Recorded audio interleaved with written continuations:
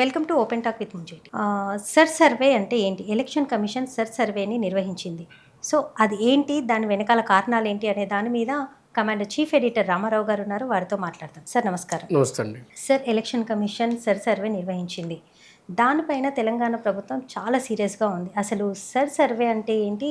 అసలు అది నిర్వహించడానికి గల కారణాలు ఏంటి సార్? యాక్చువల్గా దేశమంతా ఈ సర్వేతో ప్రకంపనలు స్టార్ట్ అవుతున్నాయి. ప్రతిపక్ష పార్టీలు అధికారులు ఉన్న చోట సర్వే అంటే ఏంటంటే, కేంద్ర ప్రభుత్వం ఎన్నికల కమిషన్ పూర్తిగా కేంద్ర ప్రభుత్వం చేతిలో ఉంది కనుక అది చెప్పినట్టుగా ఎన్నికల కమిషన్ చేస్తుందని ఈ పేరుతోని, అంటే ఇప్పుడు ఓటర్ల నమోదు ఏదైతే ఉందో దాన్ని మళ్ళీ కొత్తగా చేపట్టడం. అంటే ఇప్పుడు మీకు ఓటు ఉంది, ఇప్పుడు మీకు ఆల్రెడీ ఓటు ఉంది, కానీ ఇప్పుడు మళ్ళీ మీకు బిఎల్ఓ వస్తారు, మీ దగ్గరికి వస్తారు, 2 ఫామ్స్ ఇస్తారు, ఫిల్ చేయమంటారు. అలా 2-3 సార్లు వస్తారు మీ దగ్గరికి. ఇలా ఒక సర్వేని కండక్ట్ చేస్తుంది సెంట్రల్ గవర్నమెంట్. తెలంగాణలో నిన్నటి నుంచి స్టార్ట్ అయింది ఈ సర్వే. అనే దానికి సోర్స్ పేరు సర్. అంటే జనరల్గా దేశమంతా ఎలాంటి ఉందంటే, ముందు సర్ స్టార్ట్ అవుతుంది, ఆ తర్వాత సార్ వస్తారు అనేది. సర్ అనేది ఓటర్ల సర్వే. దీంతో ఇక్కడున్న స్థానిక ప్రభుత్వానికి వ్యతిరేకమైన, స్థానిక ప్రభుత్వంతో ఉన్న అధికార పార్టీ ఏదైతే ఉందో, బీజేపీ కాని పక్షం ఉందో, దానికి వ్యతిరేకంగా ఆ సర్వే వస్తుంది, రిజల్ట్ వస్తుంది. కొన్ని లక్షల ఓట్లు ఏదైతే సపోర్టర్స్ ఉంటారో వాళ్ళంతా తొలగించబడతాయి. ఆ తర్వాత వచ్చే ఎలక్షన్లో సార్ వస్తారనేది మోడీ సార్ వస్తారనేది. సో సార్ ముందు వస్తుంది, తర్వాత వెనక సార్ వస్తారనేది దేశమంతా ఈ చర్చ నడుస్తుంది.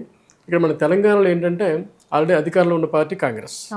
ముఖ్యమంత్రి రేవంత్ రెడ్డి సర్వేని నిన్నటి నుంచి స్టార్ట్ చేశారు. అంటే బహుళ ఓటర్లు ఏవైతే ఉంటారో, ఒక ఇంట్లో ఒక 3 ఉన్నారనుకోండి, లేదా 4 ఉన్నారనుకోండి కుటుంబ సభ్యులు, కానీ ఆ ఇంట్లో 10 ఓట్లు ఉన్నాయి ఈరోజు. ఆ మిగతా 6 ఓట్లు ఎవరు? అవి నకిలీ ఓట్ల, అసలు ఓట్ల? ఆ 6 ఓట్లు ఎవరు సపోర్టర్స్? ఇది బయట పెట్టడంలో భాగంగానే ఈ సర్వే స్టార్ట్ అవుతుంది. అంటే నకిలీ ఓట్లను తీసేయడం. ఎవరైతే చనిపోయారు, వాళ్ళ ఓటు ఉంది, వాళ్ళు తీసేయాలి. ఎవరైతే సరైన వ్యక్తులు లేరు, వాళ్ళ ఓట్లు తీసేయబడాలి. ఎవరైతే నకిలీ ఓట్లు ఉన్నాయో అవన్నీ తీసేయాలి. సో ఎవరైతే ఒక పేరుతో 2-3 చోట్ల ఉంటారో వాళ్ళని తీసేయాలి. అంటే నిష్పక్షపాతంగా రియల్ ఓటర్లు ఎవరైతే ఉన్నారో వాళ్ళని ఉంచుదాము, మిగతా వాళ్ళంతా తొలగించాలనే ఉద్దేశంతో పెట్టింది సర్. అంటే దాని ఉద్దేశం అది మంచి ఉద్దేశమే. కానీ ఇక్కడ ఏమవుతుంది, ఇప్పుడు ఆల్రెడీ ఓట్లు కొన్ని ఉన్నాయి. మీరు చిన్న విషయం మీరు ఆలోచించండి.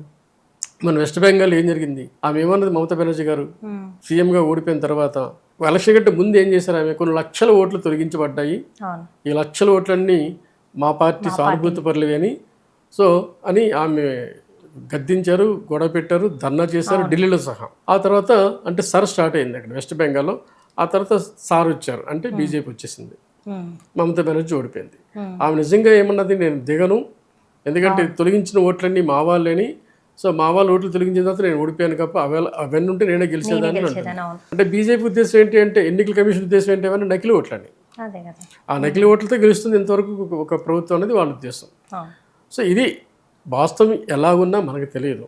వాస్తవం ఏం తెలియాలి? నకిలీ ఓట్లతో ప్రభుత్వాలు ఏర్పడుతున్నాయా? చిన్న ఎగ్జాంపుల్ అండి. ఇప్పుడు మనం ఇక్కడ తెలంగాణలో రేవంత్ రెడ్డి గవర్నమెంట్ తీసుకోండి, రేపు బీజేపీ గవర్నమెంట్ రావాలని చూస్తుంది. ఇప్పుడున్న ఓటర్ లిస్ట్ ఎవరు తయారు చేశారు? గత ప్రభుత్వం తీసుకుంది, బీఆర్ఎస్ గవర్నమెంట్ తీసుకుంది తన హయాంలో. అప్పుడు దగ్గర 3,30,00,000 పైన మన దగ్గర ఓటర్లు ఉన్నారు మన తెలంగాణలో సుమారుగా. ఈ 3,30,00,000 దగ్గర 40 లక్షల మంది జనాభా. ఆ ఓట్లు గత బీఆర్ఎస్కి వేశారు, కాంగ్రెస్కి వేశారు, బీజేపీకి వేశారు. ఇందులో నకిలీ ఓట్లు ఉన్నాయన్నది ఈ సర్ తేలుస్తుంది రేపు. సో ఇప్పుడు ఈ సర్ తేల్చినప్పుడు ఈ 3,33,00,000 40 లక్షల ఓట్లలో ఒక 40 లక్షలు తీసేసింది అనుకోండి. ఇప్పుడు బీఆర్ఎస్ గవర్నమెంట్ మొత్తం ఓడిపోయిన స్థానాలన్నీ కలిస్తే ఒక 10,000 ఓట్లతో ఓడిపోతుంది ఒక దగ్గర, లేదా ఒక 30 ఓట్లతో ఓడిపోవడం, లేదంటే ఒక 50,000 ఓట్లతో ఓడిపోవడం, ఇలా జరుగుతాయి కదా. ఇవన్నీ ఓట్లు కలిస్తే ఎన్ని లక్షలు ఉంటాయి? ఒక 25 లక్షలు, 30 లక్షలు ఉంటాయి. తొలగించిన ఓట్లు 30 లక్షలు అనుకోండి. సో ఒక ప్రభుత్వం ఓడిపోతుంది కదా అన్నది ప్రతిపక్షాల ఆరోపణ. గతంలో మన మెజారిటీ వచ్చి అధికారంలో వచ్చిన మనము ఈరోజు తొలగించే ఓట్లు మెజారిటీ కంటే ఎక్కువ తొలగిస్తున్నారు కనుక మనం ఓడిపోతాము, దీని వెనక కుట్ర ఉంది అన్నది సర్ని వ్యతిరేకించే ప్రతిపక్షాలు ఓకే, అందుకని ఇప్పుడు తెలంగాణ ప్రభుత్వం కాంగ్రెస్ అందుకే భయపడుతుంది అంటారా? అని మనం అనుకోవాలి. నిజం కూడా అంతే కదా. సో ఈరోజు ముఖ్యమంత్రి గారు ఏమన్నా స్టేట్మెంట్ ఏమి ఇచ్చారు, సర్ విషయంలో ప్రతి ఎమ్మెల్యే కూడా స్పందించకపోతే అంటే వెంట పడకపోతే అంటే ఇప్పుడు సర్వేతో పాటు కార్యకర్తలు ఉంటారు, అంటే నిద్రపోకూడదు. కార్యకర్త వెళ్తున్నాడు సర్వేయర్తో పాటు, ఆ సర్వేయర్ ఏం చేస్తున్నాడు, వెంట కార్యకర్త ఉండాలి. ఖచ్చితంగా నిజంగా తొలగించబడుతున్నాయా లేదా నకిలీ తొలగించబడుతున్నాయా లేదా నిజమైన ఓట్లు తొలగించబడుతున్నాయా అని తెలియాలి.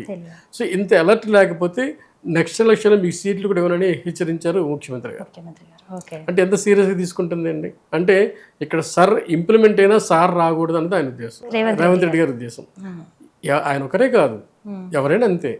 అలాగే ఆంధ్రప్రదేశ్ తీసుకోండి, అక్కడ ప్రభుత్వం కూడా అదే చేస్తుంది. గతంలో తెలుగుదేశం పార్టీ ఉంది, గతంలో జగన్మోహన్ రెడ్డి గారు ఉన్నారు. రెండు కూడా ప్రతిపక్షాలే, అక్కడ బీజేపీ కాదు. కాబట్టి ఇక్కడ అంత వివాదం అక్కడ లేదు. తెలంగాణలో ఉన్నంత వివాదం ఆంధ్రప్రదేశ్లో లేకపోవడానికి కారణం ఏంటి, అక్కడ ఆల్రెడీ బీజేపీ ఉంది కదా సార్, కూటమి ప్రభుత్వం ఉంది. కూటమికి సంబంధించి ఓటర్లు లేరు అక్కడ. ఆ స్థాయిలో రేపొద్దున అధికారం చేయబడతాను లేదా అధికారంలోకి వస్తాను అంత స్థాయిలో బీజేపీ లేదు అక్కడ. ఇన్ కేసు బీజేపీ కనుక పోటీ చేస్తే. మరొక వైపు అక్కడ బీజేపీ అధికారంలో ఈ రోజు లేదు, గతంలో కూడా లేదు. గతంలో తెలుగుదేశం ఉంది, వైకాపా ఉంది. సో ఆ రెండు ప్రభుత్వాలు చేశాయి. ఆ రెండు ప్రభుత్వాల మధ్య ఎప్పుడు వాదన లేదు నకిలీ ఓటర్లు ఉన్నారని. ఈవెన్ టీడీపీ ఆరోపించలేదు నకిలీ ఓటర్లు వైకాపా వాళ్ళు పెట్టిందని, వైసీపీ కూడా ఆరోపించలేదు టీడీపీ నకిలీ ఓటర్లు ఉన్నాయని. ఇప్పుడు సర్ను ఆరోపిస్తుంది ఆంధ్రప్రదేశ్లో ఇన్ని నకిలీ ఓట్లు తొలగించామని. ఖచ్చితంగా ఒకటండి, మనకు తెలుసు కదా, ఇప్పుడు గతంలో ఓటర్ల లిస్టు ఎలా తయారయ్యేదండి. ఒక ఊరు పెద్ద ఉంటాడు, ఒక పార్టీ పెద్ద ఉంటాడు, ఆయనే తన పేర్లు రాసేస్తాడు. ఎందుకైనా మంచిదని చెప్పి ఆయన కూతురు ఇంకొక ఊరు వెళ్ళిపోతుంది, పెళ్ళిచ్చి పంపించేస్తాడు, ఆయన కూతురు పేరు పెడతాడు ఇక్కడ ఎందుకైనా మంచిదని. అలాగే అవసరమైతే కోడలు అల్లుడి పేరు కూడా పెట్టేస్తాడు. ఇక్కడ కూతురు ఉంటుంది, ఇక్కడ అల్లుడు ఉంటాడు, మళ్ళీ ఈ కూతురు ఈ అల్లుడు ఆ ఊళ్ళో కూడా ఉంటారు. ఇవే నకిలీ అంటే. ఇలాంటివన్నీ తొలగించబడతాయి రేపు. సర్ అన్నది నిజంగానే మంచి ఉద్దేశంతో పెట్టింది, కానీ దీని వెనక కుట్ర ఉందేమోని భయంతోనే అనేక రాష్ట్ర ప్రభుత్వాలు కంపించిపోతున్నాయి. ఇప్పుడు నాతో అదే జరిగింది. అనేక చోట్ల ముందు సర్ వస్తారు, లక్షల ఓట్లు తొలగించబడతాయి, ఆ తర్వాత ఎలక్షన్ వస్తుంది, అధికార పార్టీలో ఉన్న పార్టీ ఓడిపోతుంది, బీజేపీ గెలుస్తుంది. సరే, ఈ ముందస్తు సర్వే రేపు వచ్చే ఎలక్షన్స్ కోసమే అంటారా? అంతే కదండి. నెక్స్ట్ ఎలక్షన్ దగ్గర పడుతున్నాయి కదా, ఇంకా 2-3 ఏళ్ళలో మన తెలంగాణ. ఇక్కడ బీజేపీ బలపడడానికి ఈ సర్వే నిర్వహించింది. అదే ఉద్దేశం బీజేపీకి ఉందో లేదో తెలియదు, మోడీ గారికి ఉన్న విషయాన్ని దేశమంతా చర్చిస్తుంది కదా. ఇప్పుడు తెల్లవారితే రాహుల్ గాంధీ ఏమంటున్నారు, ఈ సర్ను వ్యతిరేకిస్తున్నారు కదా. అలాగే ప్రతిపక్షాలన్నీ సర్ని వ్యతిరేకిస్తున్నాయి, ఇండియా కూటమి మొత్తం వ్యతిరేకిస్తున్నాయి సర్ని. సో ఇన్ని కూటమిలు వ్యతిరేకించడానికి కారణం ఏంటంటే, ఎవరైతే అసలు ఓట్లు ఉన్నారో, కొన్ని నకిలీ ఓట్లు ఏవైతే ఉన్నాయో, నకిలీ ఓట్ల పేరుతో మా మద్దతుదారులు తొలగిస్తున్నారు అన్నది ఆ పార్టీలో. సరే, ఇప్పుడు దేశవ్యాప్తంగా ప్రభుత్వాలు ఏవైతే ఉన్నాయో అవి వ్యతిరేకిస్తున్నాయి, కానీ రాష్ట్ర ప్రజలు దీన్ని వ్యతిరేకిస్తారా, స్వీకరిస్తారా? అంటే ఇప్పుడు మనకి అవేర్నెస్ తక్కువ అండి. ఓటు హక్కు జన్మ హక్కు, అది ప్రాథమిక హక్కు, అది మనకు తెలుసు, కానీ దాన్ని ఉపయోగించుకోవడం మనకు తెలియదు. ఎలా అంటారు? ఎలాగా రేపు పొద్దున్న ఎలక్షన్లు జరుగుతున్నాయి, ఎలక్షన్లో నేను అనుకున్న పార్టీని గెలిపించాలి, అనుకున్న నాయకుడిని గెలిపించాలి అని మనకి 100కి ఎంతమందికి అనిపిస్తుంది? బూత్ దగ్గరికి ఎంతమంది వెళ్ళి ఓటు వేస్తున్నారు? విద్యావేత్తలు ఎవరు వెళ్తున్నారు?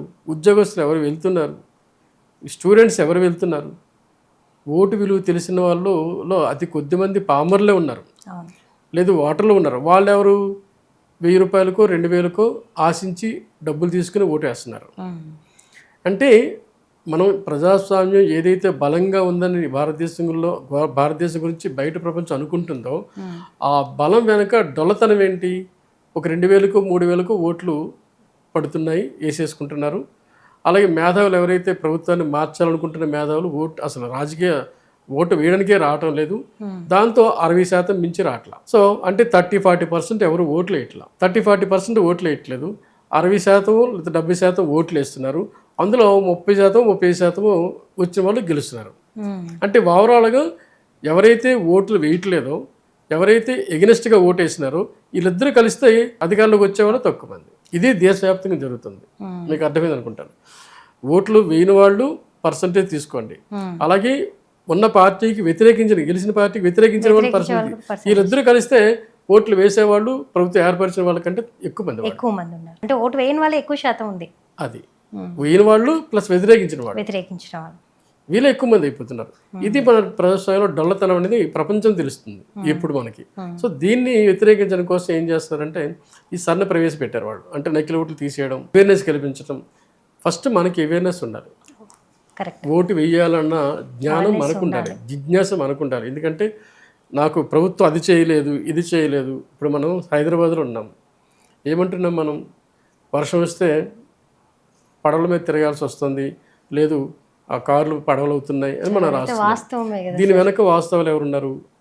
మంచి నాయకులు ఎన్నుకోవాలి.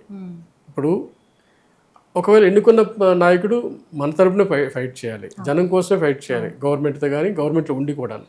ఈ వెర్షన్ లేకపోవడానికి కారణం అవేర్నెస్ ఓటర్కి లేకపోవడం. ఎట్లయినా నేను గెలుస్తాను, నేను పని చేయకపోయినా గెలుస్తాను. ఎట్లా గెలుస్తాను?